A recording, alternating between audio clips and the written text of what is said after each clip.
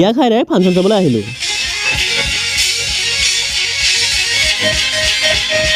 তো কাহিনীটো এনেকুৱা, আজি সন্ধিয়া দাদাহঁতৰ লগত বিয়া এখনলৈ আহি আছোঁ। মানে আজি কলেজত ফাংচনো আছে আৰু তাত আমাৰ সকলোৱে চিনাকি আছু দাদা আহিব। আকৌ আজি ওচৰতে বিয়া এখনো আছিল। মই বোলো ভাত সাজ বিয়া ঘৰতে খাই লৈ ডাইৰেক্ট কলেজ যাম। আৰু আহিলেও অলপ টাইম বহাৰ পাছতেই খাদ্য খাব মাতিলে আৰু খাই হোৱাৰ পাছত ৰখা নাই, সোনকালে আহিছোঁ। মানে দোকান সামৰিবলৈ আছে নহয় আকৌ। আৰু আহিলে দোকান সামৰি এতিয়া খোজকাঢ়িকে লগৰকেইটাৰ ওচৰলৈ আহি আছোঁ কলেজ যাবলৈ, ৰাতিৰ ফাংচন চাবলৈ। আৰু বাইকত বহিলে ফুফুকে আহি আছোঁ। আকৌ আহি দেখোঁ কলেজৰ আগফালে গাড়ী লাইন লাগি আছে। মানে আজি বহুত মজা লাগিব। আৰু আমাৰ গাড়ীখন ভাল জেগা এটাত থৈ লৈ ষ্টেজৰ ওচৰলৈ আহি আছোঁ। আৰু আহি দেখোঁ বহিবলৈ জেগা নাই, থিয় হৈ ভৰি বিষাই গৈছে। তেনেকুৱা যেনিবা গান আৰম্ভ হ'ল। এতিয়া ভৰি বিষ ক'ত গ'ল চবে যিটোহে চিঞৰ দিছে, বহুত মজা লাগিছে।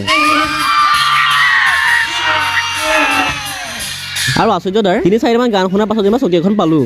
এতিয়া অলপ বহি লৈ চাওঁ। আৰু এনেকৈ চাই ৰাতি 1টা বাজিল আৰু ফাংচনো সামৰিলে আৰু সকলোৱে ঘৰা গৈ যাব ওলালে। তো এয়া আছিল আজিৰ কাহিনী। আজিলৈ ইমানেই, লগ পাম।